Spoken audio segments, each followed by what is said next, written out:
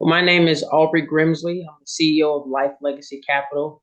We primarily invest in commercial real estate assets. I started at 19 investing in parking garages. I passively and actively invest in self-storage, parking garages, multifamily apartments, triple net lease, because I'm located here in South Florida. So the market's a lot different than North Florida is. We start talking about pricing and cap rates and things of that nature. So I always look at cash flow, cash flow, cash flow to where it makes sense. I recently, probably about 8 months ago now, invested in a car wash as well because it's sunny South Florida. People pay for parking 7 days a week, whereas it's cash flow 7 days a week as opposed to a car wash and talking about multifamily things of that nature. So the diversification is a little different. I also help individuals learn how to build their bank as well through treasury management and index options because not everyone wants to invest in real estate actively or passively because they don't really want to be a landlord, but they want their capital growing in their sleep. They want to invest to protect their principal, create cash flow, and then from that cash flow receive distributions or dividends.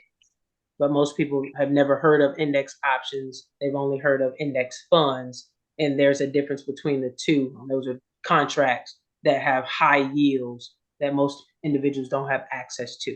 And I try to give individuals access to those things because they aren't talked about.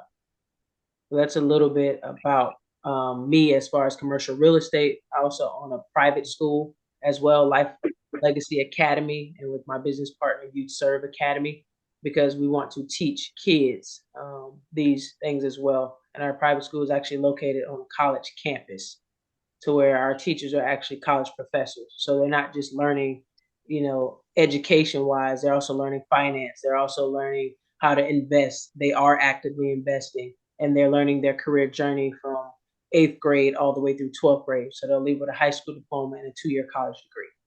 So we can stop talking about student loan debt and we can start talking more about how to teach them how to be investors and fiduciaries over their own personal capital instead of them always spending their guardian's capital. And then outside of that, I have my other baby, which is my sports academy, Life Legacy, the academy. That's the Life Sports Academy. So Life stands for Let's Invest in Future Education and Employment. And legacy for me is the L, laughter, because if you're not having fun with what you're doing, you're not going to be too good at what you're doing. And you're definitely not going to impact others.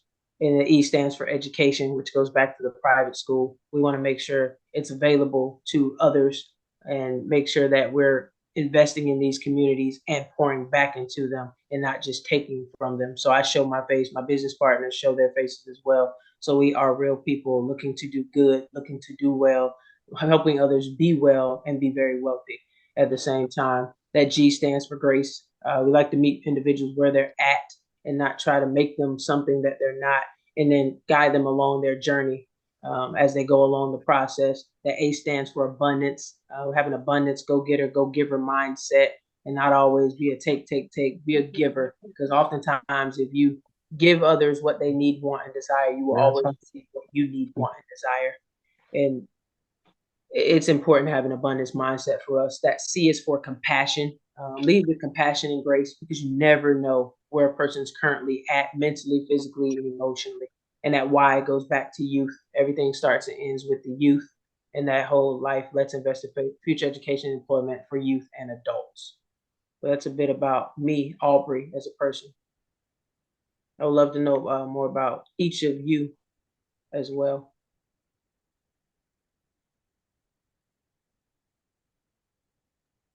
So it's Mr. Carlos. Oh, yes. Hey, how y'all doing out there? Can y'all Always hear a me? great day to have a great day. Absolutely. First of all, I want to thank you for your time. I know that's probably the most valuable asset I would say is someone's time. Absolutely. The fact that you're sharing that with us, I greatly appreciate it. And the best way I can repay you is to learn something from it. So a little bit about me is my name is Carlos.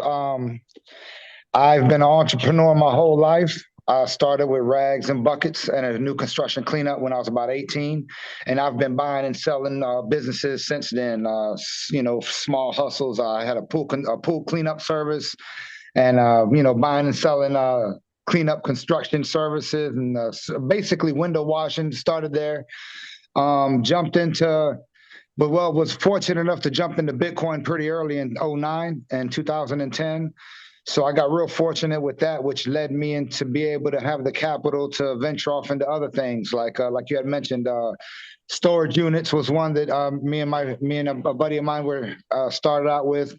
Same deal, car washes, little vending machine services and things like that. So we pretty much started from the bottom up. T-shirt companies. I've done a lot of businesses, print on demand businesses. So right now, what I'm focused on doing is passive income, and I'm currently working on 4 streams of passive income, which is real estate, e-commerce, stocks, and crypto. At this point, I'm really focusing on real estate. I really wanted to get my feet wet into real estate. I just don't know really how, which is why I'm involved in this whole networking organization, because I really want to know how, what, when, and where to get into it. Someone that doesn't really have experience getting into real estate, but I have a little bit of working capital that I just need some direction as far as how to get into it, how to invest in it, how to look for the deal per se. I'm learning a little bit as I go, but I'm always open to suggestions, and I'm always open to getting with one-on-ones and getting with people. And I'm pretty much a guy that's starting from scratch. I like to say, hey, I'm starting from ground zero, and I want to know the process from ground zero. I've been there plenty of times, and I'm no stranger to hard work. So I'm just looking forward to the opportunities of me breaking into my whole real estate ventures and meeting the people that I'm going to meet along the way. Okay. Awesome. Thank you for that, Carlos. Thanks for letting me share. Hi, my name is George White. Sorry I missed your presentation. I had trouble trying to access the Zoom. I think it was pretty much on my fault. But anyways, I'm glad that I'm here. And I'm glad that you're here. I've been first of all, I am a retired Boston police officer for 38 years. And during those 38 years, I never really wanted to spend all of my time being a police officer.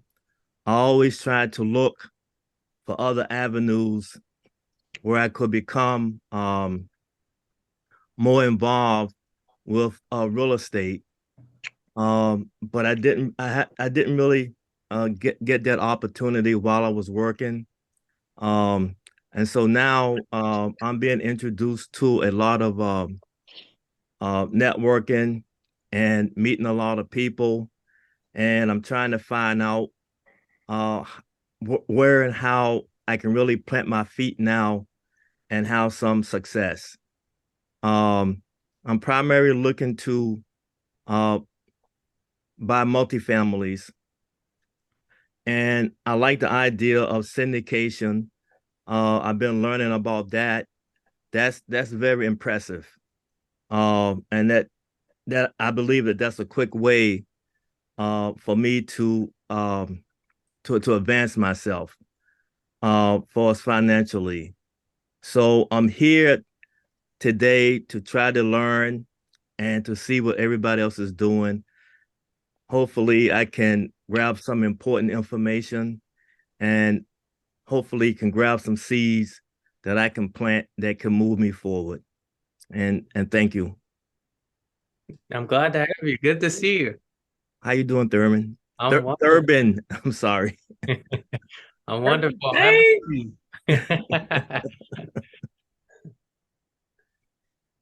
And then Brian, you want to introduce yourself?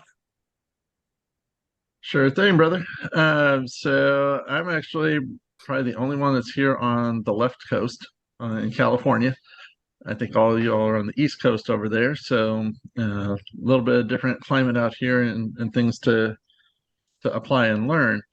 And one thing I can say just from what I've heard from from George and from Carlos is that you guys are in the right place. You got a lot of resources just sitting right here. Thurbin's a wealth of resources, and we're all resources for each other. And if there's one question I was going to throw out there for everybody, and I don't want to jump in on you, Albrey, here. One question I always ask people when they do an intro is, what's a good referral for you? And I think that's one way that we can pay back Albrey, which I'd like to hear you answer that question later. What's a good referral for you, so that all of us here can pay you back for your time with us today. So as for me, what I do, I wear a few hats. By day, I do insurance and help people understand exactly what insurance is and educate them on how insurance works. So I don't do insurance sales. I do insurance education. Sales are just a byproduct of the education. And then same thing when it comes to real estate. I'm learning along with everybody here. I've done wholesaling in the past. I've done sub-2 deals, and working on a reset after taking about a 5-year break from the industry. But now it's a really good time to strike, especially with California's climate softening up. Next couple of years are going to be killer when it comes to real estate out here. So it's just a matter of time, and now it's the time to plant the seeds. And then the last thing I do is marketing, and that's what the RPM Warriors stands for. So RPM stands for Referral Pro Marketing. And that's why I asked that question, what's a good referral for each of you? Because in order for us to be able to grow together, we have to know how we can help each other. And that's what Referral Pro Marketing is all about. On the back end, I do a lot of work with CRM systems, one of which Thurbin and I work closely on is Alchemist Connect. Just one of many CRM systems out there, but everybody should have a CRM system in this business. And if you don't have one, then we should talk. So Thank you. Thank you. And thank you, Albrey, for your time today. Well, my pleasure. Thank you, Brian. And then Tasheen. All right, so I guess it's my turn. I'll go ahead and share. I want to thank everybody for their time today as well. As I think a few people said, time is the best asset that we have. And it's the only one we can't get back, no matter how much money we throw at it. So we definitely ought to be cherishing our time. For myself, I just recently got into insurance, doing, health insurance, life insurance, all types of insurance products, with an amazing organization. I've also done a little bit of, I'd say, educating myself on the different forms of real estate, small real estate, syndication real estate, wholesaling, that kind of stuff, just networking with, people like Thurbin and, a lot of other people on the call today.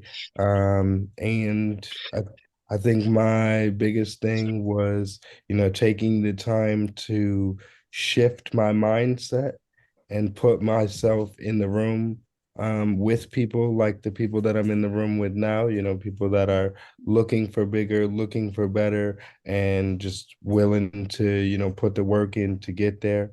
And I commonly say, I love real estate, can't wait to get my first property. Most people would say like they don't own any property yet. I commonly say I haven't made any of the real estate mistakes that anybody else has made yet. So I'm ready to get my first deal and get it right. Buy right, manage right, sell. Awesome. Back to you, Thurbin. Yeah, I guess I'll introduce myself.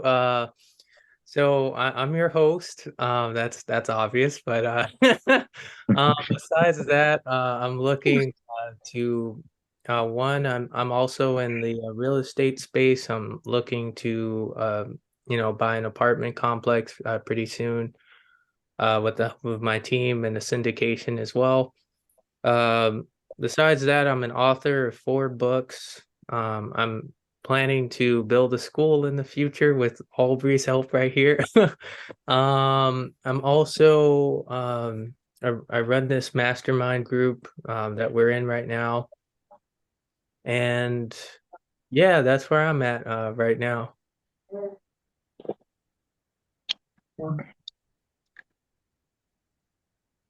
Now, Thurman, just for clarification, you would like me to get into discussing a topic.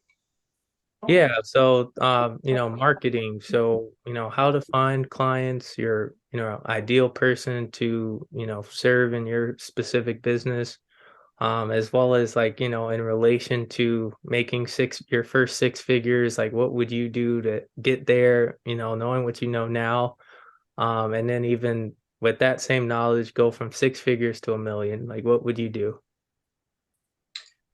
I'll be very direct in how I did what I did.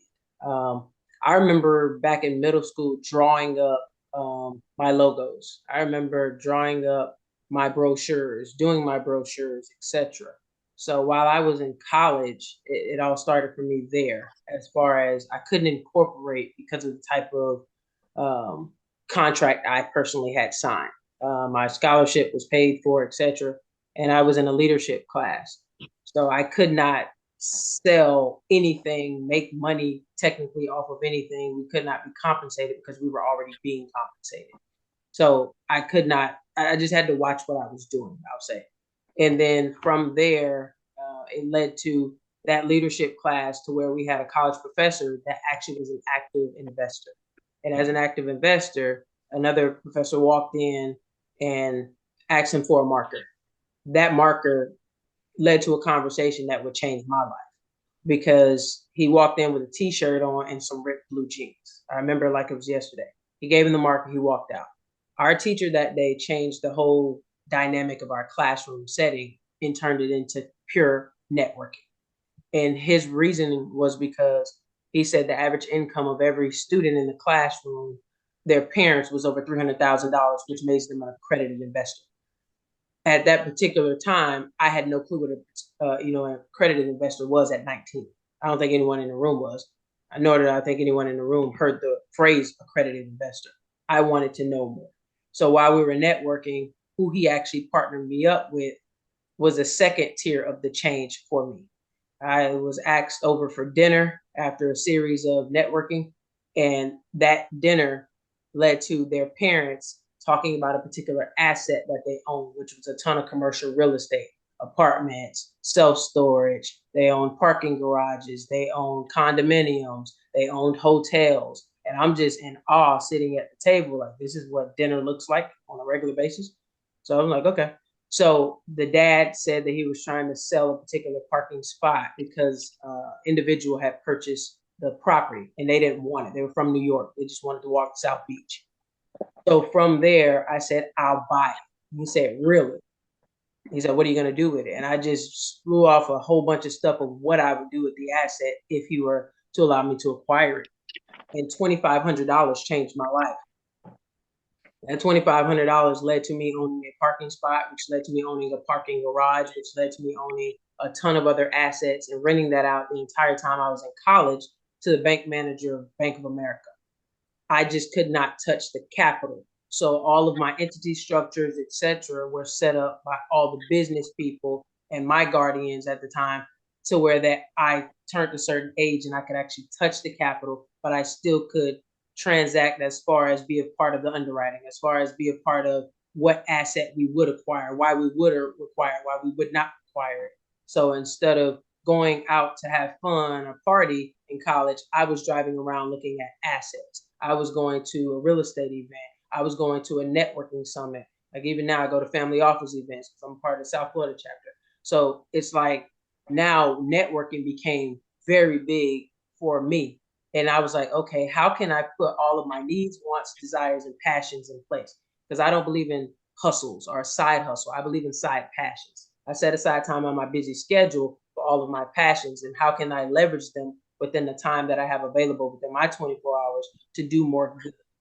So that's where my sports academy came in play, my life sports academy. Everyone is an investor, whether they know it or not. The biggest, people say pain point. pain leads to success, so I refer to it as a success point. Everything I talk about is always positivity, positivity. Because if you send out positivity, usually you're going to get it back. So the success point of most parents and or investors starts and ends with their kid. So I was like, okay, I can generate, capital from our sports academy. How do we network? Instead of just sending out a bunch of stuff, collecting it through our CRM initially, let me get in front of them.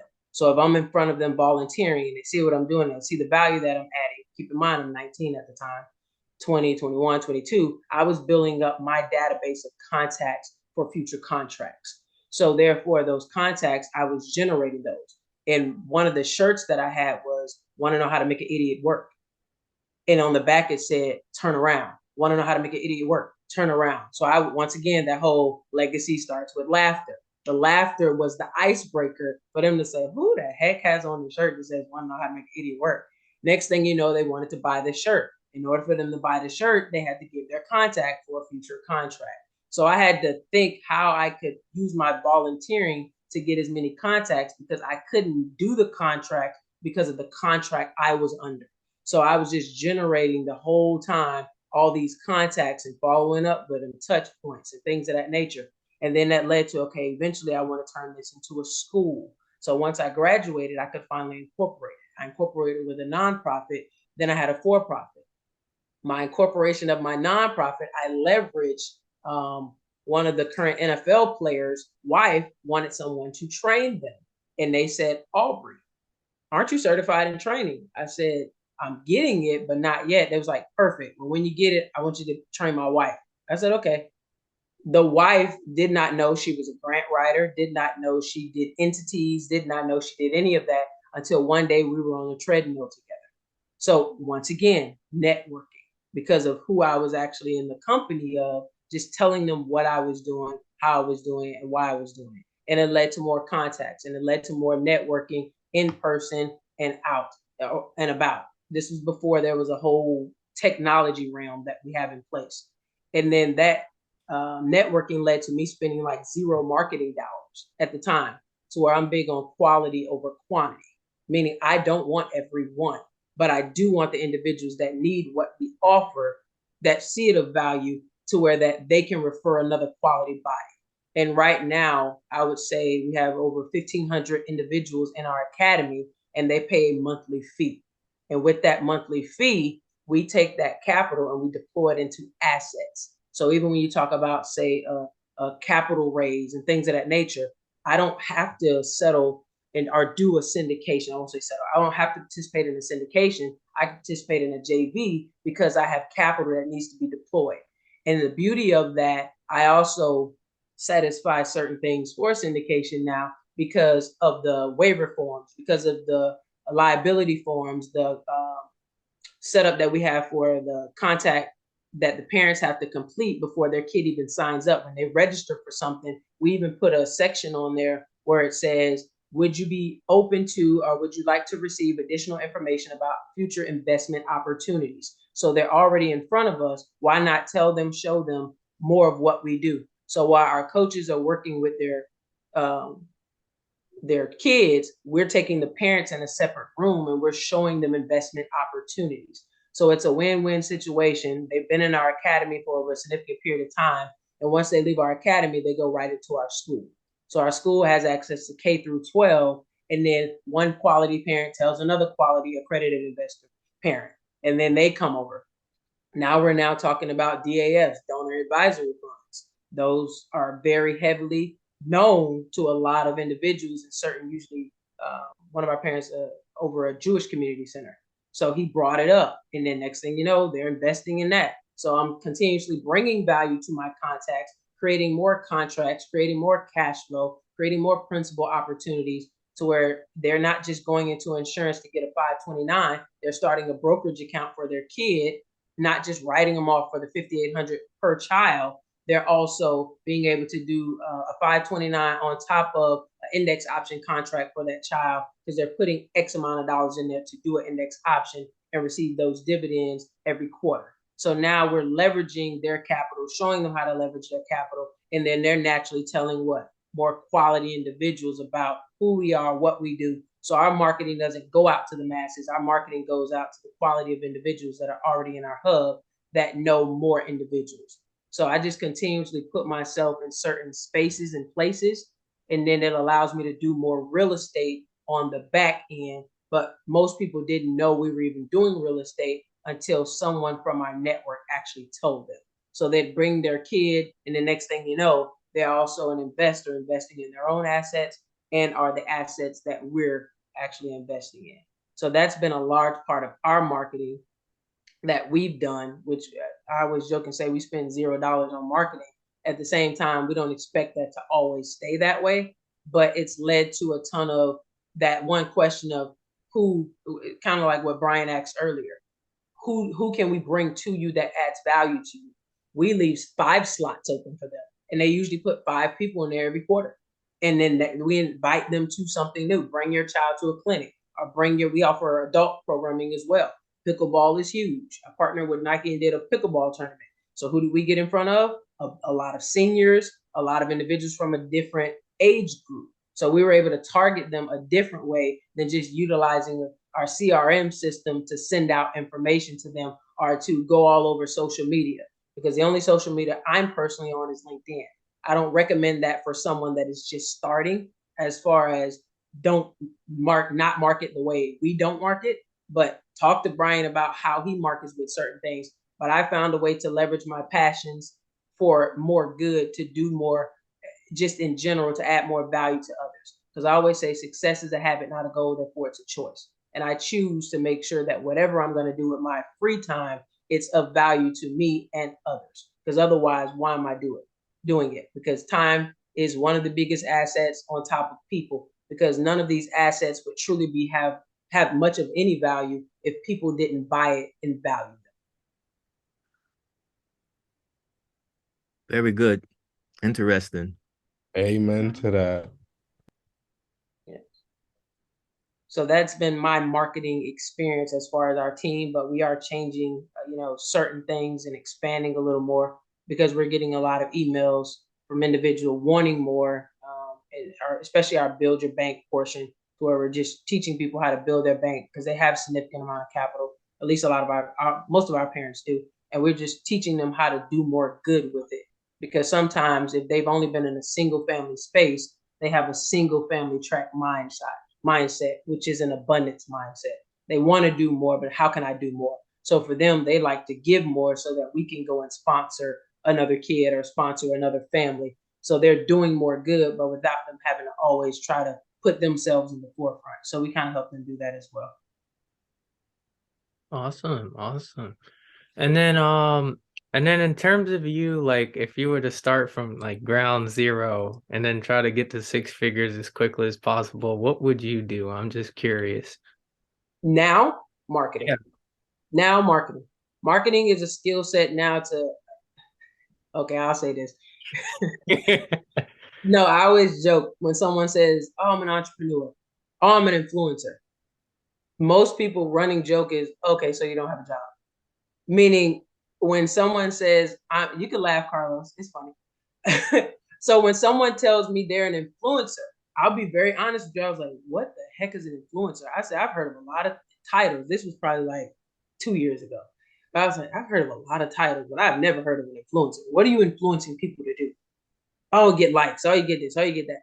Like, if you truly max out marketing and understand the mechanics of it, the data behind it, the education first and foremost behind it, who's your target audience, what you're trying to accomplish, what's the niche market that you're actually in, because there's a lot of people in real estate, but what's your niche within real estate?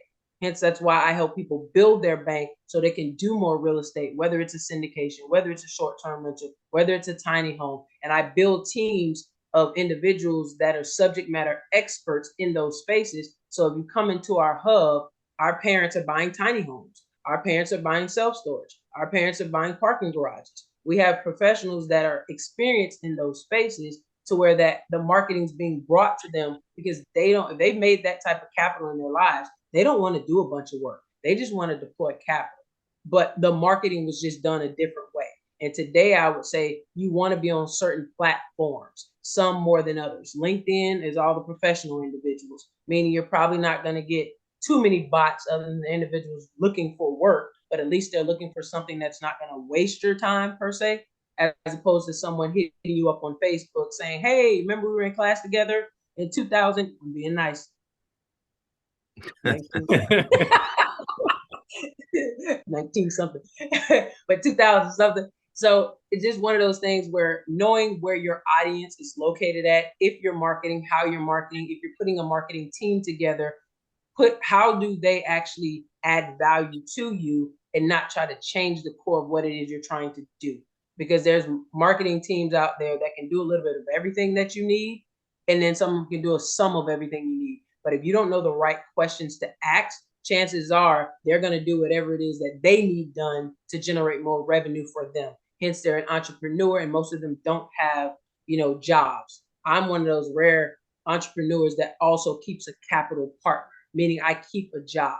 My W-2 allows me to do a lot of things that I do, and I set the schedule, and I add value to others. I hire interns all the time, and I promote them into actual paying positions, and I show them how to run businesses outside of their W-2, so they're not after that whole get out of the 9-to-5 rat race. I always say everyone's in the rat race. The question is, what type of cheese are you after? And you have to determine what that is for you and how fast you want to get there. There's a reason why MapQuest has different directions. The question is, how much time do you want to take to get to where you're trying to go? Just learn how to leverage your capital partner, leverage your time capital, so that you can put the resources in place to where you can operate off of safety and speed. Safety is mitigating your risk at every aspect possible that you possibly can control. And then the speed part is deploying capital because you've already mitigated your risk. I hope that answers your question, sir. Absolutely. And I want to open the floor to you guys. You guys can ask Albrey anything, if that's okay with you, Albrey. No, absolutely. All I gotta say is like, sheesh, that was definitely powerful. And it's amazing to see, to hear about like the journey, and to hear, like how young you were when you started, and the way that you go about like giving back to your community. Me and Thurban have definitely had, some conversations, and I think like everybody wants to give back essentially, but maybe they don't really know, like you were saying, like how to do it, or what's the most effective way to be able to make a difference when you're giving back, instead of just being a sense of charity. So just like the way that you were able to do what you've done, and then organize how you're able to give back, definitely is a major inspiration. I would say time capital. Nobody ever talks about that. Capital isn't always just financial contributions. Like my philanthropy starts with my time. Most people don't make enough time for individuals. Regardless of how much capital I've made, it's not about how much I've made, it's how much I keep and what I do with what I keep. And that's where I deploy that out. But it starts with my time capital. And once I see the time capital commitment from the others around, I look at how I can add value to them. And I always say KYP, know your personnel. So I worked at universities for over a decade. So I was around a lot of students, student athletes, etc., and they reported to me. So when you're in those different mindsets and mind frames, those individuals, to be Division I athletes and different things of that nature, their mindsets are different than a lot of individuals. And when some things don't work out for them, that's a cliff jump. So knowing how to communicate to those personnels, and then understanding that personnel, so you're not communicating to yourself and receiving that information as if it's to you that you're communicating to, and asking qualifying questions, clarifying questions. I always say clarify and verify, trust and verify. When someone tells you something, clarify what it is that you're trying to ask them, or what it is that they need, because some people know what they need. Sometimes they're afraid to just tell you because there's not a level of safety or understanding that they have yet. I hear people say no, like, and trust. Yes, yet again, not so. Because you can know someone, like them, that doesn't mean you trust them.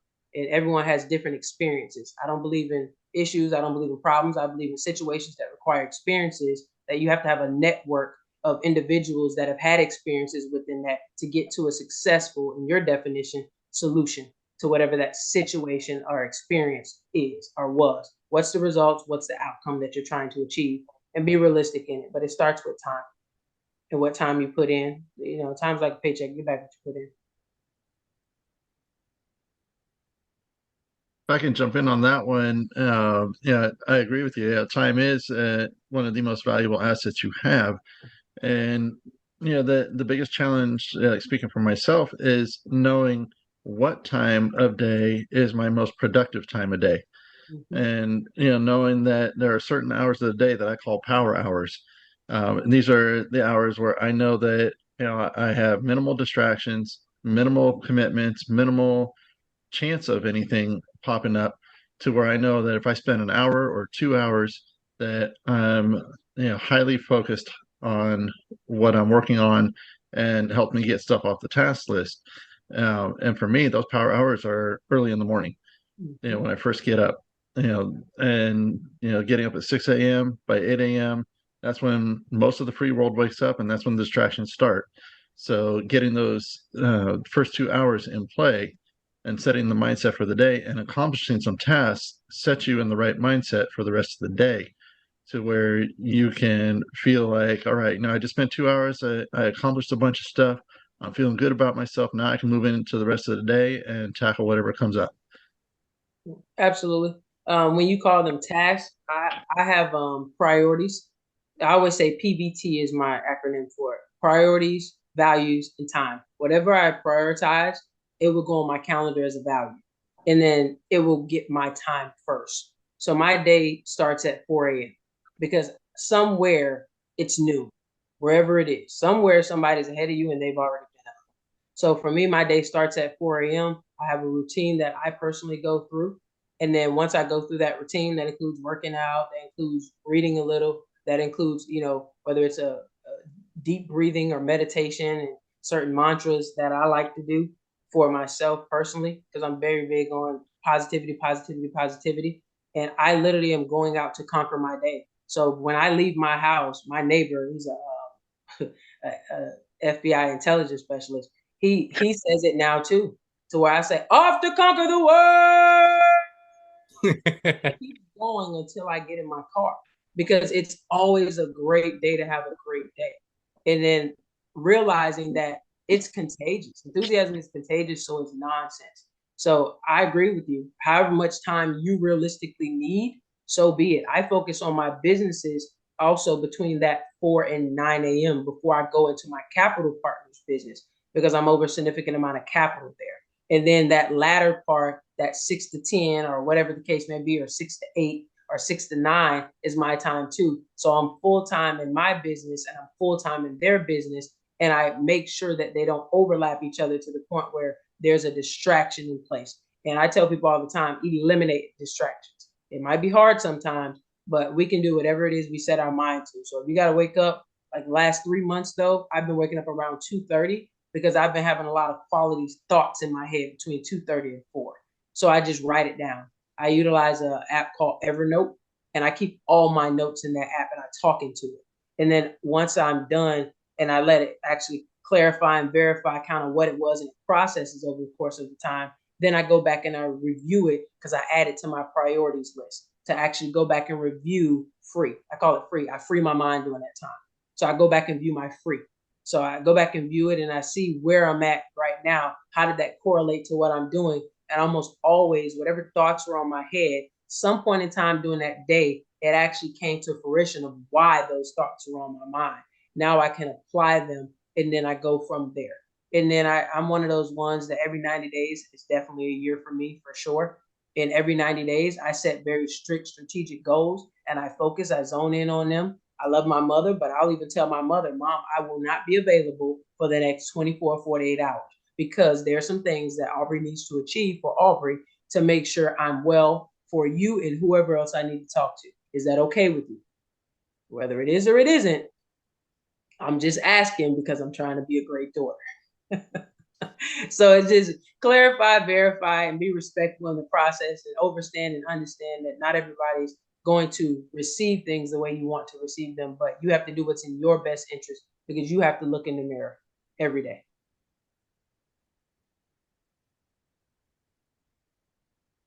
Um, I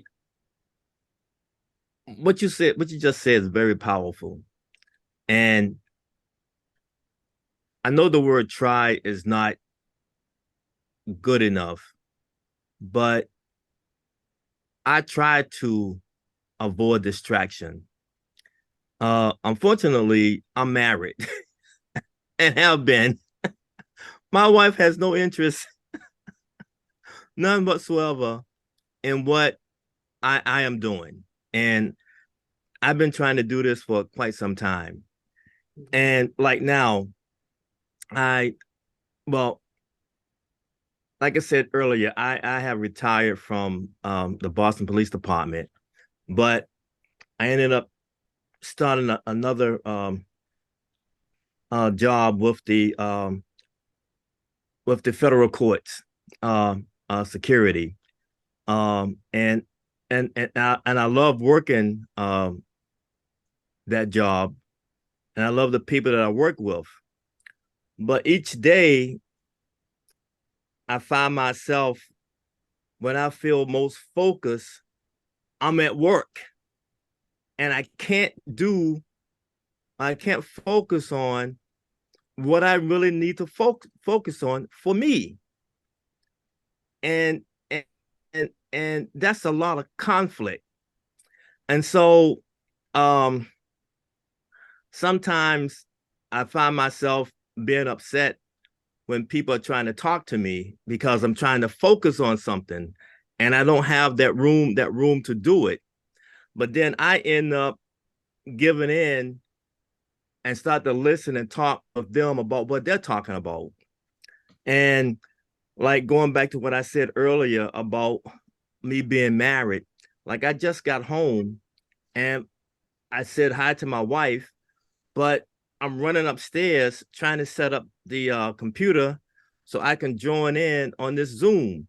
And sometimes I feel guilty. I feel guilty when I'm not isolating myself from her. I'm not doing that, but I'm trying to accomplish something that she's not really seeing, and that makes it kind of difficult when I try to push myself further to do the priority things. So, do you have any suggestions as to how to get around that so you don't feel guilty?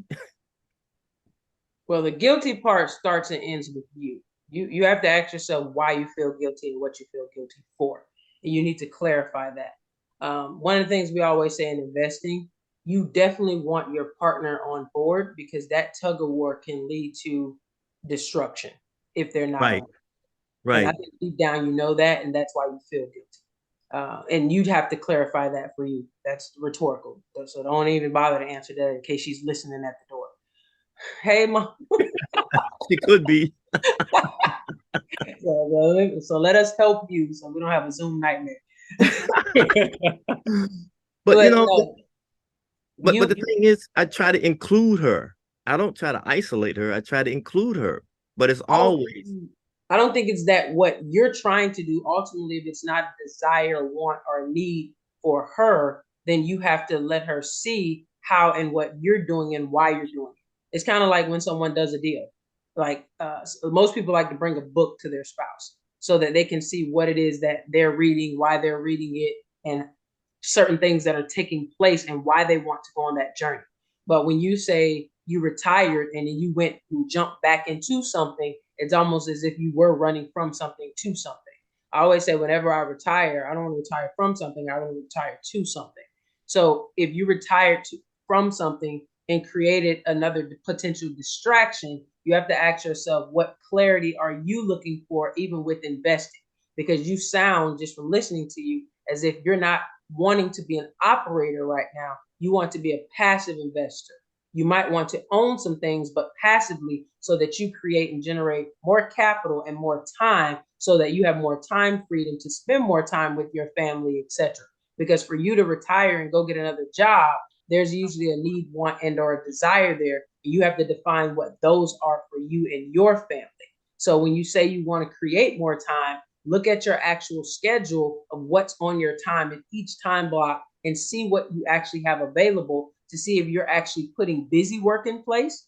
And then you just happen to be getting paid for it because it's an additional capital partner or a new capital partner, or what's your time capital you're putting in with your wife, with your family, with maybe some grandkids or your children. Like, lay all of that out so that it's visual to you. Because sometimes when we say something to someone, we see it from our perspective, but we never see it from their lenses. And we all have a different set of lenses. Some of us are corrective, some of us 10-10, some of us bifocals. Whatever it is, we can't assume that we're getting through to someone when we don't even know how they communicate, let alone how they're receiving the information that we're trying to get them to swallow, or we're trying to get them to eat off that plate when that's not even the plate that they even want to eat off of. Ask them where they're currently at. What do they need? What do they want? What do they desire? And I guarantee you, when you hear what it is that they say, it'll give you a better overstanding or understanding of where they're currently at, so you know how to effectively communicate to get them to where you want them to go. But understand that they can still not be on board, but you can still try to lead with grace, lead with compassion, and most importantly, lead with honesty and respect.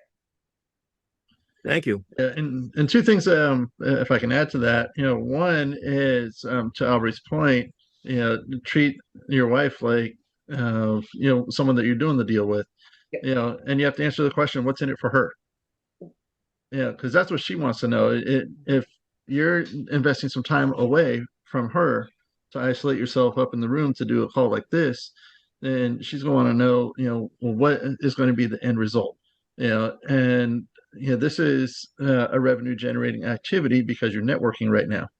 And so your answer to one of the questions, like, what are you doing right now? Why are you taking, an hour or two out of your Saturday, at dinner time? I assume it's dinner time where you are. Yes. So, she's going to want to know, why aren't you spending time? Well, it's because you're investing in your network and you're investing in yourself, and you're pouring into that. So when you answer that question, what's in it for her, then you're better able to understand it, which brings me to the second point, and that is listen to what she says, and then restate. When you hear her concerns and you say, so this is what I'm hearing. I see that you feel this way, and there's a lot of people who have significant others that felt the same way. But what they found is, and this is a sales technique. It's called feel, felt, found. So in this case, you're not really selling your wife, something she's going to buy, but she's buying into your dream. So this is a sale. And so when you restate what she's saying by saying, I understand how you feel, and I know that other people in this room have spouses, significant others. They all felt the same way. But what they found is that in the end, this was a very important piece of the larger puzzle that may not make sense right now, but in the future, it's going to cash in. And it would be really important to me to have your support on that, whether it's you sitting over my shoulder and seeing the people we're talking to and listening to what they have to say, or if you want to be more of a passive supporter, that's great too. And you just explain, this is how you can best support me. Well, the thing is, make sure to part of what Brian said, your wife better than all of us. right. Certain choice words, be careful. So when you listen to her and you recite back certain things, the tone, the pace, and the pitch in which you recite it back matters.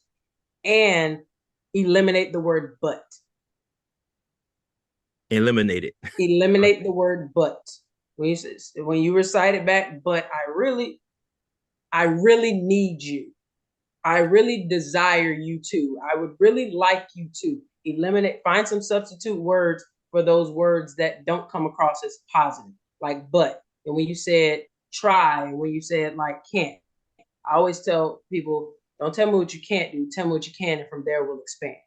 So just try to turn those words that might come across as a deflection or a delay or I'm not willing to adjust or reset into a positive word that gives value back to them. Because there, you, like I say, I could tell just from your tone, pace, and pitch that it's a hard sell, and you know your wife better than all of us. So therefore, to make sure, once again, we don't have a Zoom massacre in any sort, just over consider your words prior to saying them. And then take that deep breath while you're listening to clarify. Even if you said, sweetie, do you mind if I write down some things, because I don't want to forget what I have to say to you because it's that important. Okay. Thank you. Thank you. Yeah, Thank you both. I was going to second Albrey on that. Write it out, brother. I want you to be okay. You retire, so they say when you retire, one side of the brain gonna drift a little bit. Let it drift on the ink on that pen or pencil. I got you. I got you. Make sure you can read it too.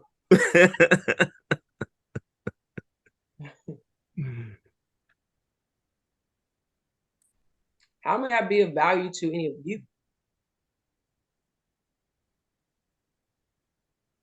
What's one challenge that you encountered building the business that, yeah, if you were to rewind the clock and face that challenge again, you know you would crush it differently? I would say surroundings. I tell people all the time, your surroundings are very important. Who's around you, why they're around you, who's a giver, who's a taker. The same way I tag an investor, I tag the people in my lives, whether it's my mother, my father, my sister, my brother, everyone. Everyone has a tag. So understand who's around you, why they're around you, how do they bring value to you, are they an asset, are they a liability, and eliminate those distractions. So for me, it was a matter of understanding my current situation, where I was, being very young, and keep in mind, not even being able to tell someone that I actively was invested. That was a lot. Because Aubrey, what are you doing? Aubrey, where are you going? Aubrey, where you? I couldn't tell them where I was going just because I didn't trust that they would, have a fiduciary reason or a fiduciary responsibility to where I currently was and what I wanted to do, because it would just go over their head. Now you're in an unnecessary argument with others because they don't understand your journey, your desire, your needs, and your wants. So for a long period of time, that wasn't something that I could share. So when I got to a point where I felt comfortable sharing it, it was because I was doing very, very well. And ultimately, I was approaching that age to where I could actually touch that capital too. So regardless of what they had to say, it didn't really matter anyway, because I was able to put myself in a position to make all the necessary choices, make all the necessary changes, because I don't like saying adjustment because it comes across as it's temporary. Sometimes it's a permanent change that needs to happen. And I don't want to try to change someone's mindset. I want to enhance it. I don't want you to change the core of who you are. I want to enhance the core of who you are. And I'll meet you where you're at, but understand that if where you're at isn't conducive to my well-being, I'm not going to stay there with you. And so I'll say for me is just eliminating those distractions even sooner. And for a lot of people, I think it starts at home. And I think it starts in your immediate family, first and foremost, oftentimes. So I'm that person. When people say invest with, start with your friends and family. For me, I say absolutely not. And my friends and family, they actually could invest with me. But I'm not coming to a holiday dinner talking about an investment. I'm not coming to a holiday dinner and you asking me how is that investment going. I want there to still be good blood. I want there to be great food, and I want the food to go from the fork or the spoon to your mouth and not to someone's face, or that drink to go to your mouth and not to someone's face. So just understanding the situation and then realizing where you're at, where you're trying to go, and what network or surroundings that you need in place. And for me, that's what I went out and found. And then I tell people what I do, but I guide them along the process and I overshow them how it could be of value to them. But I've never sold anyone anything. I've only offered opportunities. If that opportunity made sense for them and their family, then they connected with me and we joined from there. But I don't ask for anything from them other than for them to do what's in their best interest first and foremost, because that means they're going to give me the best parts of them on a regular basis. Because I only do business with people that have something to lose. And if your time is as valuable to you as it is to me, then you're not going to waste my time, and I'm definitely not going to waste yours. I hope that answers your question, Brian. Very well said.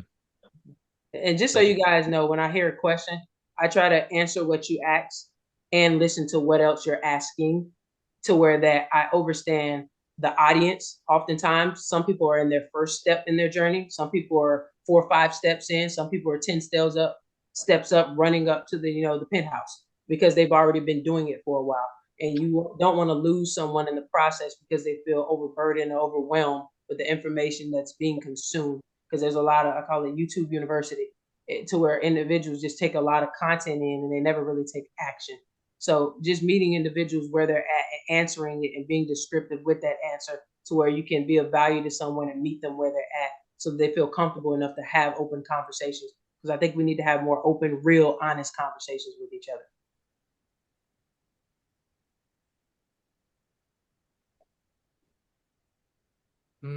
That is awesome. Yeah, for me personally, right now, I'm looking to put more people into this group. That's where I'm at right now. And then also just yeah, that's really where I'm at right now. And I'll be honest with you too. Even when I answer the phone, "Good afternoon, this is Aubrey speaking. How may I be of value?" If I had a dollar for how many times, even when I'm at the office, for how many times someone says, "Wow, I've never heard that before." Do you know how many people forget why they call me, or forget why they call for what they call for? Because no one's ever asked them how they could be of value to them. And some of those individuals have also turned into investors. Some of those individuals have turned into learning how to invest because someone asked them how could they be of value. They didn't know they needed a level of value. They just thought they were calling for something. No one walks into Publix, or depending on where you guys live, what grocery store, or to a car dealership or to a shoe store to not buy shoes or to not buy a car. I'm just looking. They're looking for you to offer them an opportunity. The question is, what is that opportunity? Are they looking for you to sell you something when they're going to certain things? Well, people walk into Publix, they know what they're going to buy. And that's a grocery store here in Florida, for those of you that might not have a Publix. But when you're going in there, they already know what they're going to buy. At least most of them think they do. And then how many times you end up leaving with a ton of stuff that wasn't supposed to be in your basket. So that's that process where that a lot of individuals, they just Right. they think they know, but then when they get there, oh, I actually need this. Oh, I think I need that too. Now they become hoarders. Now they look down at their basket and they thought they were spending 50 and they're spending 250. So, and that happens a lot. And it's not just a correlation of going to the grocery store, it's a correlation of life. Right.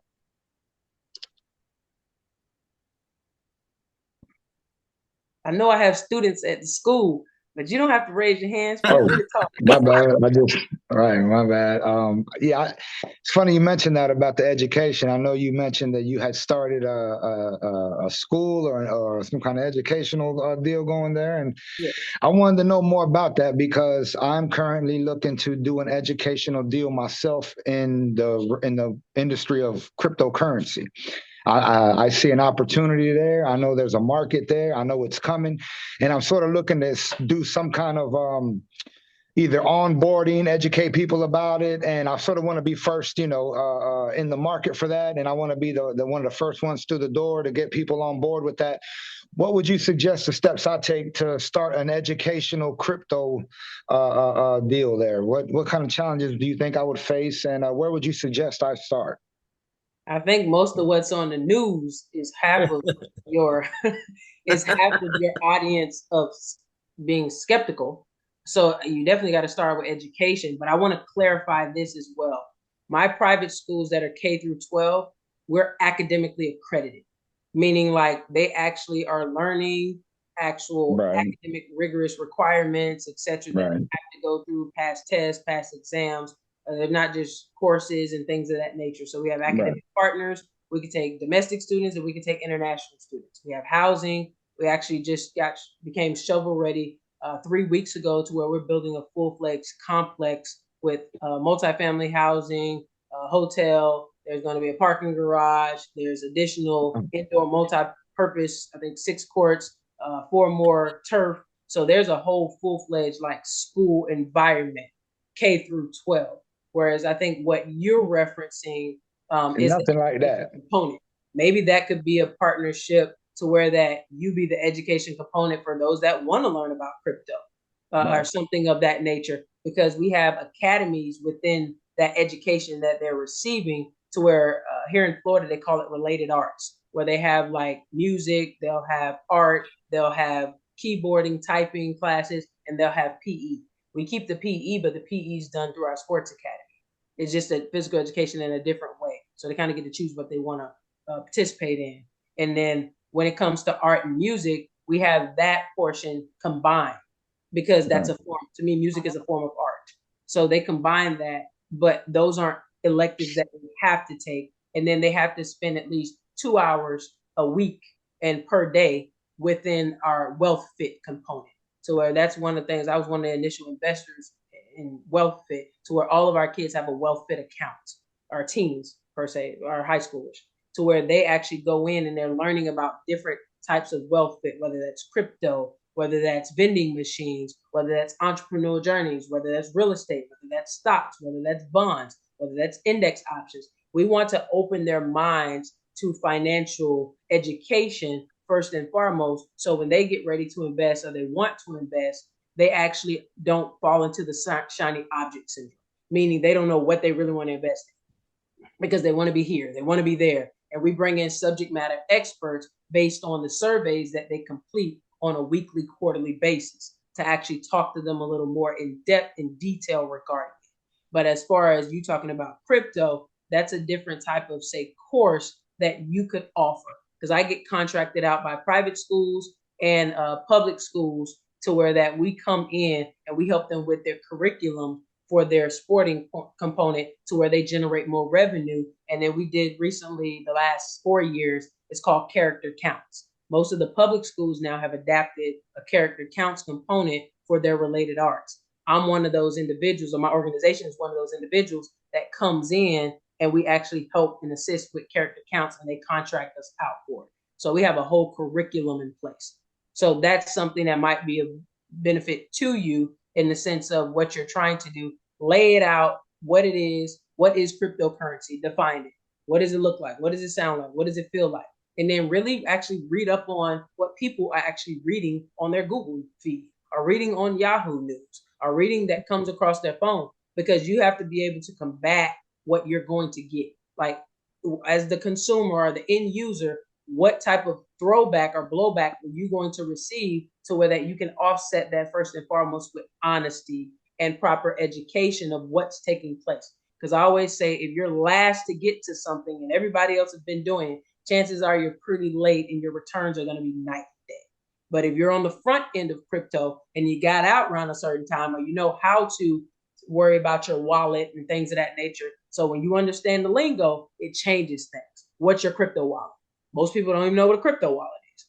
Like, I don't invest in crypto, but I made sure I educated myself on it, because some of the kids, it's important, they want to know, because it's an easier barrier of entry for them, monetary wise. And because of that, that's why I introduced them to tax deeds investing and tax deed certificates, or tax lien certificates. We actually give them capital within their entity that their parents have formed, because we have entity formation partnership, to where that they actually will deploy capital into a tax lien certificate, because crypto gives them access to come in at a lower amount. So does a tax lien certificate. But we want to make sure they see the 18% that's backed. Here in Florida, it's 18% for a tax lien certificate. So if they start investing and that $1,000, they made $180, what are they like? They have signs now. They do this. Woo-wee. Whenever someone does woo-wee, that means they just made some money. Like, that's their. So when I come through one of the classrooms and I see the woo-wee, what happened? We made some money. Hey. Like, that's literally what they do. But they get excited about something so simple, but it's meeting them where they're at. Like, don't play the video game. Learn how to make the video game and profit off the video game, and then play the game you profit off.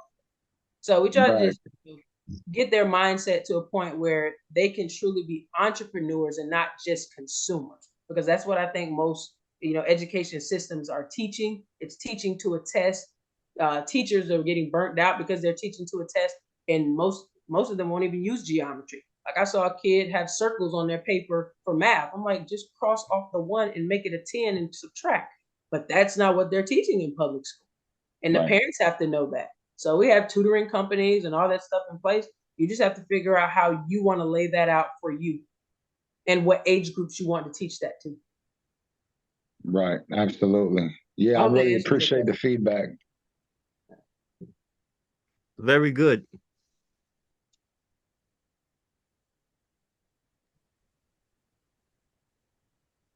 Yeah, and you guys have because like I said, this call is for you guys. You can ask any question. Yeah.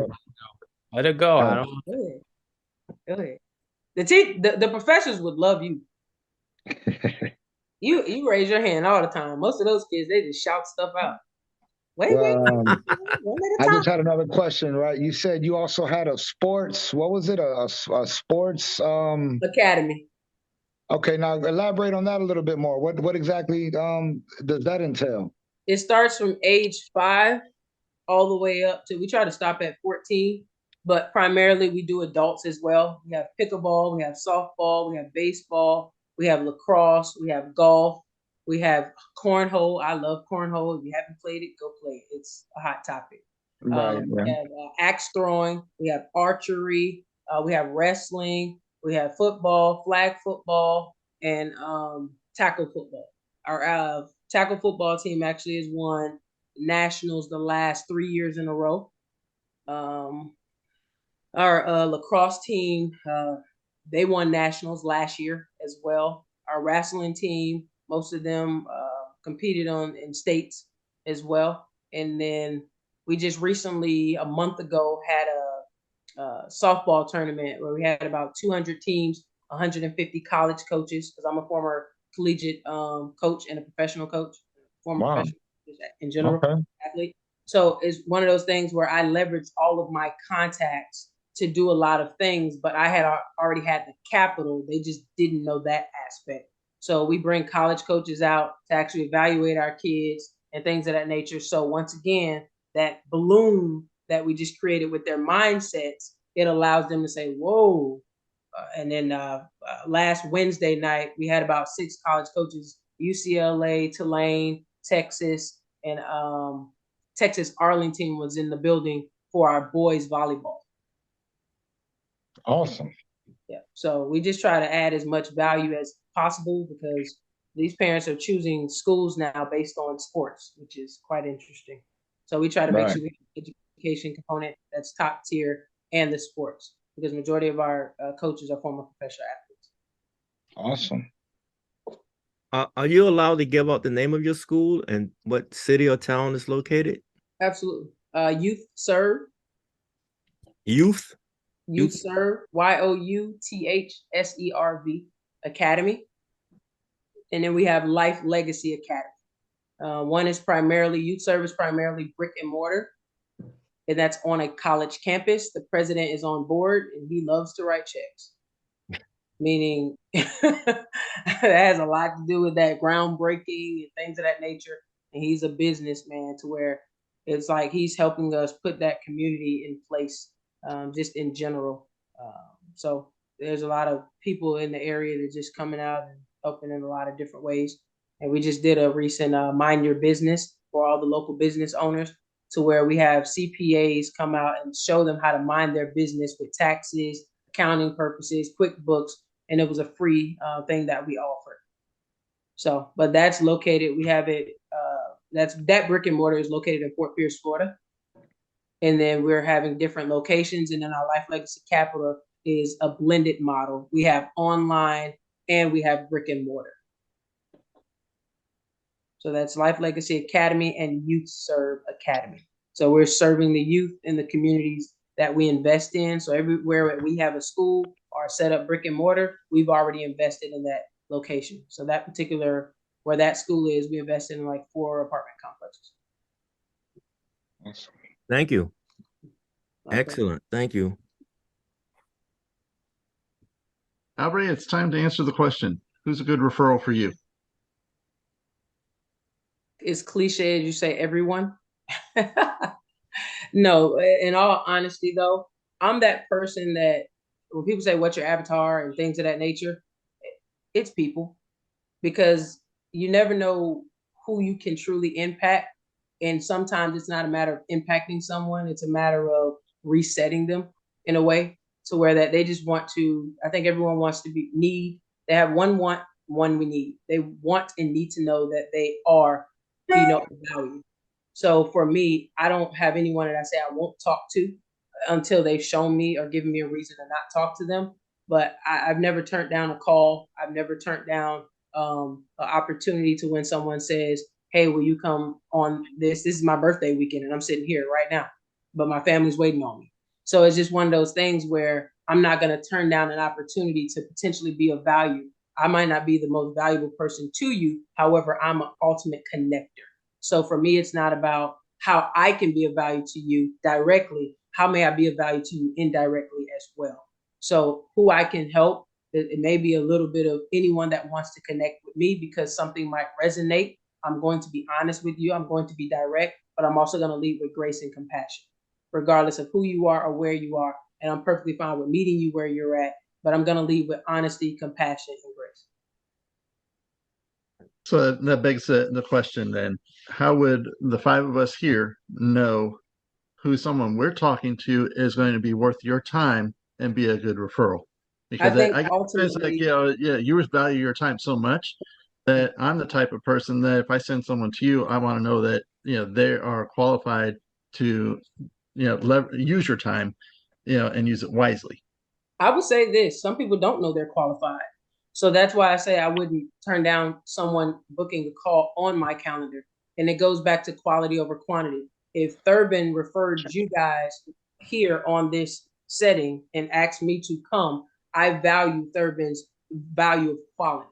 So if there's a level of quality there, I would assume, but we don't want to do that either. I would hope that, you guys are attached to individuals of quality as well. So therefore, if they wanted to reach out and or connect with me, then I would love to connect with them. But I've never said, because when people ask me that question, oh, who are you not doing this with? Who are you not doing with? I don't do lazy and I don't do a liar. So I tell you who I don't do. Right. I don't do lazy and I don't do a liar. Because Oh if you're man, I lazy, hate you're probably liars. lying to yourself I and love your heart. But for me to say someone I can't be of value to, etc., I can't be of value to someone that's lazy in their life. How about that? Right. Absolutely. But everybody else, it's one of those things where individuals reach out to me and they're in the wholesale, and I tell them I'm not a wholesaler.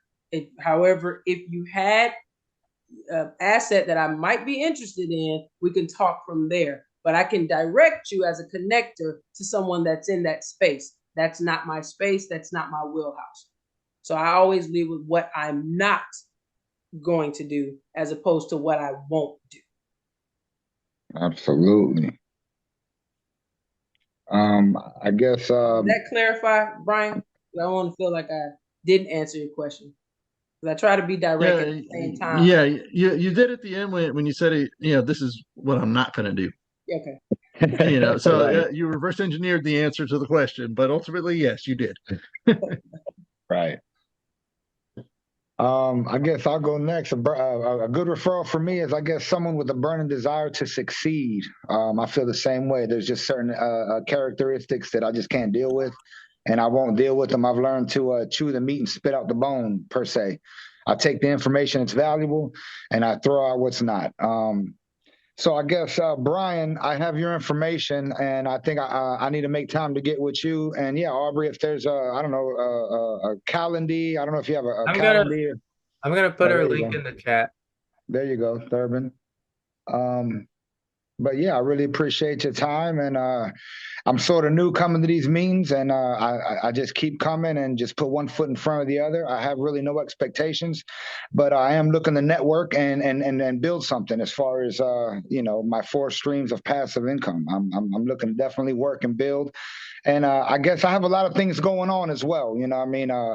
I've been doing a lot of things in my life, so I have a lot of things going on, and sometimes I find it hard just to stay on track, and stay focused on 1 or 2 things or one thing and attack it aggressively. So I'm working on that, but I want to thank you for your time. Absolutely. Yeah, I just seen the contact there. And I would say too, this to someone, I don't know who it could be for, I hear a lot of individuals that it's a difference between operating and investing passively, and I do both. So my wheelhouse, I know who I am as far as when I want to invest and what I'm investing for. And some of you, if you're starting that journey, find out what it is that you really want with when you choose to invest. And I'll say for me, I started in the parking space. However, I veered and ventured into other asset classes because I had the capital to do so. And then I sourced out the proper operators to do more good or to invest more capital so that I didn't have to go take on the operating role, because operating oftentimes is a job that doesn't pay right away, but it pays on the long term. Hence the whole buy real estate and wait quote. That's really what that is when you're choosing to operate or be a landlord. That's something I never cared to do. I cared to passively operate in a sense of building teams and inspiring and impacting others to do more good and let them leverage my capital to do what they were doing. So figure out who you are, what it is that you would like to do, what asset or assets or asset classes you would like to invest in, learn what asset classes are even available to you to invest in, and then decide what you would want your niche to be as far as your go-to and what you're very knowledgeable in, what's your niche market. And then if you want to go into a different one, make sure whatever networks you're a part of or networks you decide to join, try to get a referral before you just join networks. Because I see too many individuals joining things, trying to be operators, realizing that they just wanted some passive income when they shouldn't be an operator. They really want passive income. So that's a long-term hold, long-term play. But you have to find out what works for you and not works for someone else. But I see that happening too many times. And then individuals that would have taken a first step or took a first step, they never take the next 10 because they're discouraged now, because they're in a certain situation, because they didn't ask for a referral. More importantly, they didn't know what questions to ask or who to ask. So feel free to ask questions with the individuals within your network, because this is a wonderful thing that Thurbin is providing for you guys. And that's why I say there's no one I'm just going to say I'm not going to turn down unless you're a lazy person or a liar, because I'm going to refer you to someone that I've worked with. And don't refer anyone to someone that you've never done business with. I see that happening a lot too. And then nonsense happens. And then he's like, oh, I just met him. And he told me he was short-term rental specialist. Well, what's the track record? What have they done? Can they validate? Like individuals in our network, we provide them, proof of funds videos if need be, so that they can just automatically go underwrite. They can go do what it is that they need to do. That's what our students have access to. So it's one of those things where if you're in a network, ask yourself, what do you need from your network for it to be of value to you before you say, I'm going to deploy capital into that network and feel as though you've been duped. Because oftentimes the network only gives you what you put in, and that's what you're really going to get back out. But you need to know and have clarity on who you are and not who someone else is, what you would like your journey to look like and not someone else's, and ask clarifying, verifying questions, and ask for a referral. I don't know why I felt led to say that, but I just see it happening too much. You said that because of RPM, Referral Pro Marketing. Shameless plug. There we go. So one real estate question that I would want to ask you, I just started getting into like creative financing and subject to and being able to acquire properties, with no money down. I know they say you can do it in syndication too, but I just felt like you needed a lot more in syndication versus like, providing somebody a solution that was about to lose their home. But one of the mentors that I was working with, one thing he said was he doesn't deal with homes that have reversed mortgages. They can't get a mortgage till after their or a reverse mortgage till after they're 62. But I was thinking of like some people call it term insurance. I call it mortgage protection. Like, why wouldn't I be able to utilize a term insurance product to also protect the people who have reverse mortgages that nobody really wants to deal with, and they're more at risk because they're senior citizens and probably not going to be able to pay down that mortgage before something happens to them or they have to be placed into a facility? Can I jump in I on would that one? say that's a Brian question since he mentioned insurance. That and I Mhm. don't dwell a ton in residential, but I have a good idea of what it is that you're referencing. But this goes back to when I say I'm a connector, and when someone says this is their wheelhouse, this is a question I think more for Brian because you're talking about insurance with real estate and protection and moving forward from there. And I'll pass that on to you, Brian. I appreciate that torch, Pascal. I was going to jump in as soon as I heard that. There's two parts to that I heard. First, reverse mortgage, person's 62 or older, and term insurance. Well, good luck getting someone 62 approved on term insurance. It's not likely to happen. And if it is, it's going to be so ridiculous expensive, it's not worth it. Uh, and same thing, honestly, goes with final expense policies because at 62, a whole life policy might still be relevant, but at the end of the day, if you're looking at how much money they're going to be putting into the policy over the year versus how much they would ultimately pay out from the company, there comes a point where the company is laughing all the way to the bank because at the end of the day, they're paying out less than they took in. So, in this kind of situation, I would not even think about doing term insurance to a senior. I always say with it, when it comes to insurance, the one in joke, one of the kids said, "Wait, with insurance, if I don't get in an accident and I don't do anything, shouldn't I get my money back?" I started laughing. I say, "You would think, however, that's not how that works, young man." Yeah, not at all. Not at all. I mean, mortgage protection is a great product. I refer to it the same way. It's a great product for someone that's in my category. I'm 46.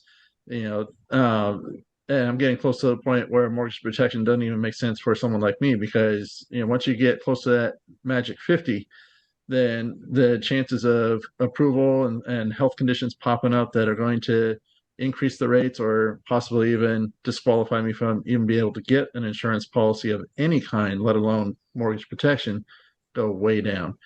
And I have a client right now that's applying for life insurance. He was 49, and right at the time he applied is when he found out he's pre-diabetic.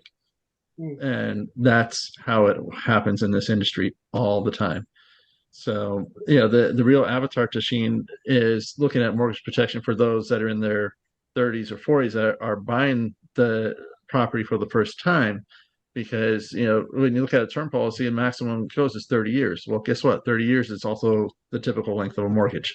Yep. So those two are designed to go hand in hand to protect the family from the loss and being able to pay off the mortgage, God forbid, if the breadwinner, or one person in the family goes down, then there's still money left behind to pay off the mortgage and help kids with college, pay off the bills, et cetera, and so forth. Does that make sense? Yeah, no, that definitely makes sense. And I understood, like, I knew age obviously played a big factor. I guess I was just trying to figure out, like, how to incorporate, like, the knowledge of, like, real estate plus the knowledge of insurance to be able to, like, protect that class of people Mm-hmm. because, um, there really isn't an option for them, and a lot of them probably aren't understanding the repercussions of ending up with a reverse mortgage or something like that at that age, um or even if they don't have a reverse mortgage but they still have a mortgage because it took them till 50 to buy a home, and now they have a 30-year mortgage. So just trying to figure out like how to be able to uh, be of service to that part of the industry that a lot of people aren't servicing.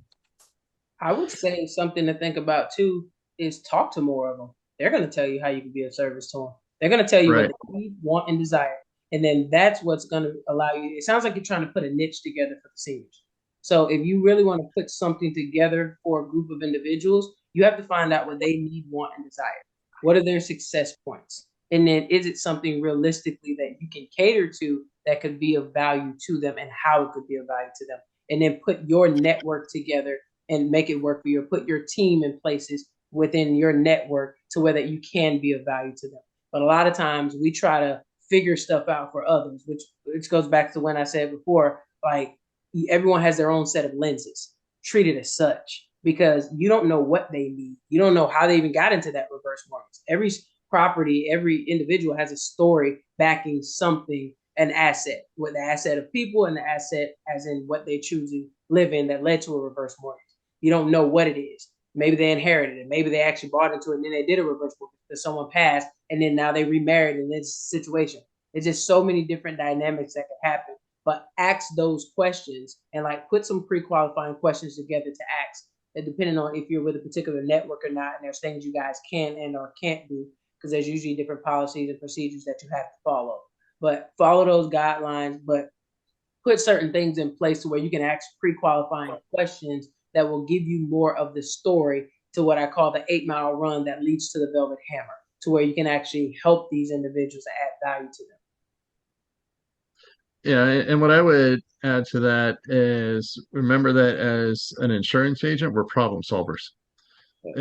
And we want to be able to solve everybody's problem, but we can't legitimately do that because we're not experts in every area, especially when it comes to mortgages.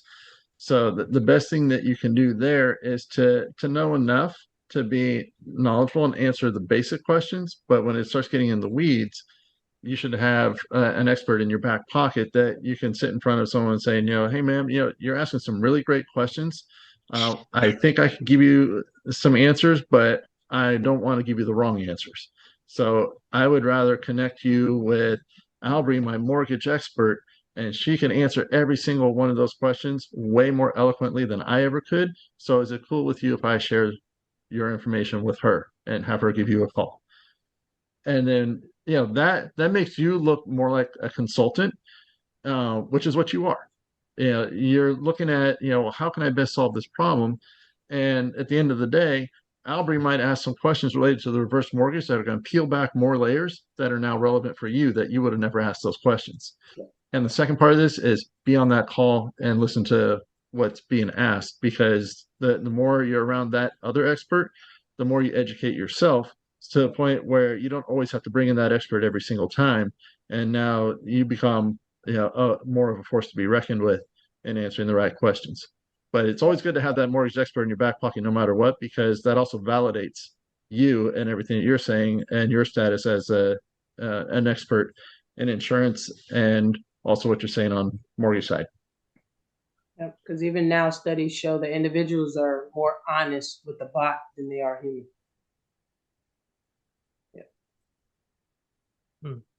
And I got a question for you, Albrey. When is your birthday? Tomorrow. Tomorrow. Okay. You're gonna Happy get a birthday. happy birthday message from me. Happy birthday. I'll record Happy it birthday, too. Albrey. Thank you. Thank you. Thank you. I thought Thurbin was about to sing a song for us. Oh, No, when he turned his head to the side, no.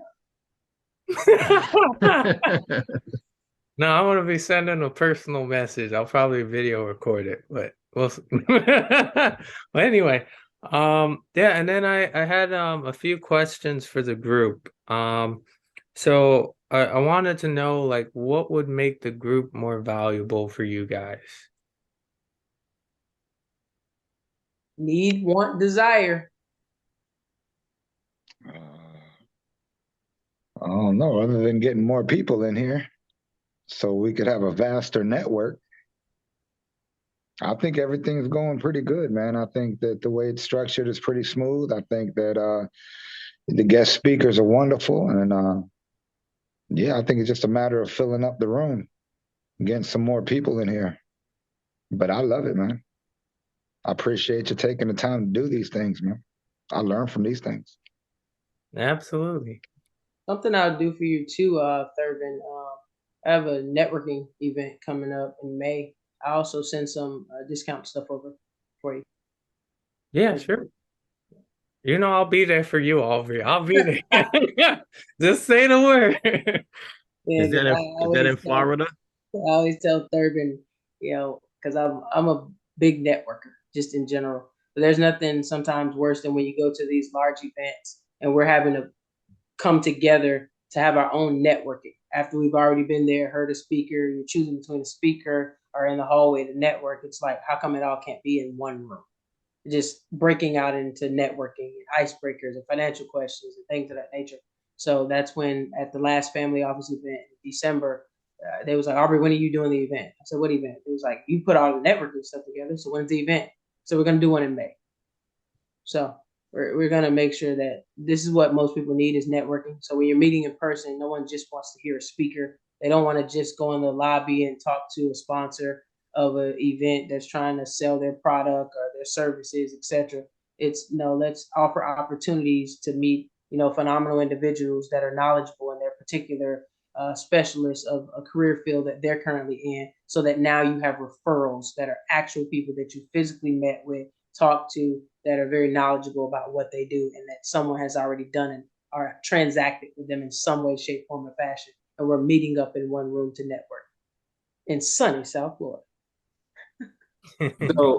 So a question about that, because I love to network as well.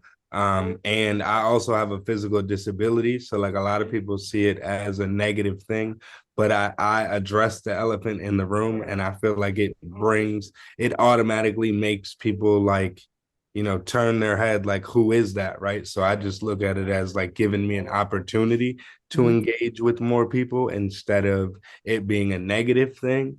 But I would say a big thing for me is like basically like being able to stay like, I guess, organized with like all of the connections that I've made, and not like letting certain connections like slip through the cracks, because it's like you just went to this event and met 200 people and you're exchanging information, and like how to just kind of keep all of that organized so that you're not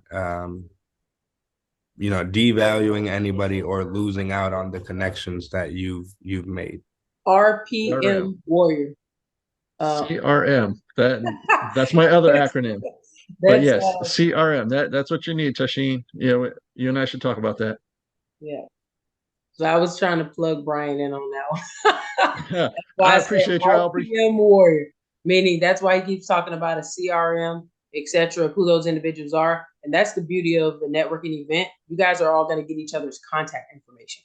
Unlike most places, you go to all these events, thousands of people there, you don't meet half of them, nor is anyone's contact shared with each other. You don't talk to the speaker. Like, you're going to have access to the speakers. You're going to have access to the contact information that will be sent out. There's even the speakers, they're going to have an actual speaker video so that you actually feel connected before you even get to the actual event.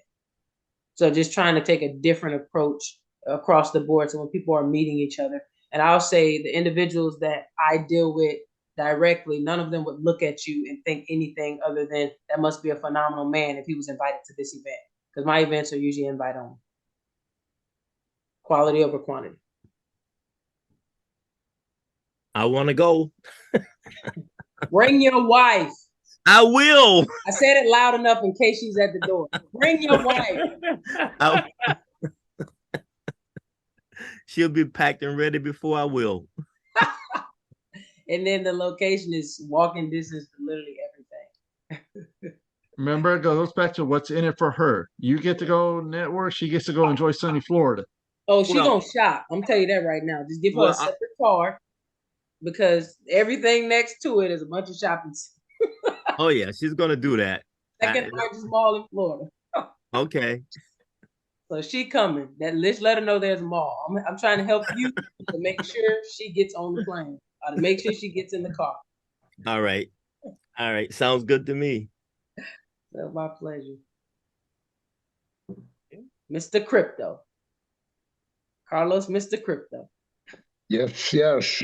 Any questions I can answer for anybody? Brian, how may we be of value to you? Because we plug your CRM, RPM, Warrior, and things of that nature. And how is that of value to others? How I can connect you to individuals that always talk about they need more of this or more of that because they're busy professionals? Great question. So the answer to that is, how many people do you talk to who say, I need to make more sales. I need to make more money. but I don't have the time to do it. I don't have the time for marketing. That's I most don't have the time to do all this. You know, and I see that all the time, which was the foundation for the business. That, in all transparency, this business is just launching, so it's brand new. But I'm not brand new to the marketing business. I had a marketing business for several years prior, and this is something that I heard over and over and over again. And yeah, I would sit down with business owner after business owner, and they would all sit there, smile, nod in my face, say, "Yeah, I know I need to do this. I know I need to do this, but I will not sign the check Yep. because the money's not there." And I say, okay, you know, the first thing is, how are you communicating to your customers? You know, you already have a fan base. You have people who are your top fans that will follow you no matter what. Thurbin is your top fan, Albrey. Wherever you go, Albrey, Thurbin's following. He's one of your top fans. You know, and yeah, he's a guy that you know that if you put a product out there to sell, he's going to buy. Mm-hmm. Yeah, and so when you look at a business owner, and they could say, well, you know, are you doing any kind of outreach to your current customers, marketing, emails, text? Uh, are you doing any of that or not? How are you doing it? How effective is it? And if you were to push a button right now and send out a message about a buy one, get one free sale, how many of those fans are going to walk through your front door right now? And if you can't if you can tell me that you don't think that door is going to start flooding with people and you're going to be overwhelmed, then there's your first problem. Mm-hmm. Yeah, because you don't have that push button capability to generate sales and generate money when you need it the most. So, you know, if you follow the 80-20 rule, 80% of your business comes from 20% of your customers. That's also referrals, Mm-hmm. because those 20% are going to be your marketing team. They're going to be your sales team, and they work for free.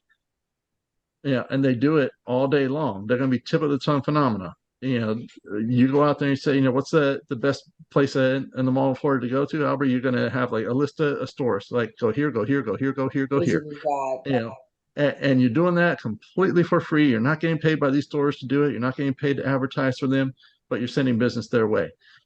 And so for those business owners, they need to know who those people are to be able to, one, go out and generate more business from them, but also asking those people for their referrals and having a method to track those referrals so you know who to go back to and say, "Hey, Thurman, thank you for introducing me to Albrey. Next time you come in, I got you for something special." You know, whatever it might be, or you know, it's sending a Starbucks card saying have a coffee on me, you know, as a token of my gratitude. You know, a little token of gratitude goes a long way to strengthen those relationships. So that's the premise of RPM. That's why CRM is so important in what we do, and not just in business, but in personal life too. You know, I discovered last year when I was playing with my CRM that I put a lot of my personal contacts in there for one purpose and one purpose only, and that is just to say, "Hello, how are you?" Mm-hmm. It's amazing how powerful that one question is to people, especially people that you haven't talked to in a while. And they're like, "Oh, wow, I haven't heard from you forever. You know, how's everything going? Man, I've been following you on Facebook, and I see you're doing this, that." Boom. Now you just got the door open for people knowing what you're doing. And that opens doors where you can help them and serve them in whatever arena it might be. And being a connector, us marketers are always connectors. We're always looking at how we can connect people to the right resources.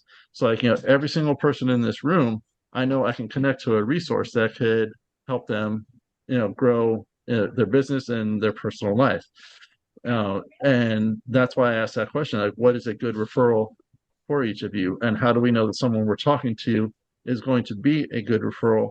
Because I'm not just going to send a referral to you, I'm going to send a quality referral to you. And I'm also going to pre-qualify and get rid of some of the riffraff that are not going to waste your time. I wouldn't want that to happen. So I hope that answered your question, Aubrey. Oh, absolutely. Absolutely. And when people ask me, how do you have you spent $0 on marketing? It's because of referrals. It's be-back business. Like those parents, they tell other quality parents that they go work out with, that they go play tennis with, that they, go to a teacher's event with, their kids are in a class with them, etc. And they refer them over. Next thing you know, they're referring another one because their experience determines if they're going to refer someone. It's like a review that someone gives. It is, and I'm glad you said the word review. That is the second most important thing that business owner should be doing is getting reviews from those 20% and asking them for a review, but not just say, hey, go on Google and give me a 5-star review. Go on Yelp, give me a 5-star review. That stuff gets censored after a while when you're doing it over and over and over. But you can take it next level, and when those people come into your store or when you talk to them online or you create a Zoom, say, hey, can I create a quick Zoom meeting with you, ask you a few questions that I can use as a testimonial, and then you can put that out, and that's your marketing, and that's free. You don't have to spend a dime on any of that stuff. So yeah, that can be a really powerful technique as well, is not just asking for reviews, but doing next level testimonials, because validation is the name of the game. And you want people to, like you said earlier, you don't want to just refer someone because you think they're a good person and they have a great service, but you never used it yourself.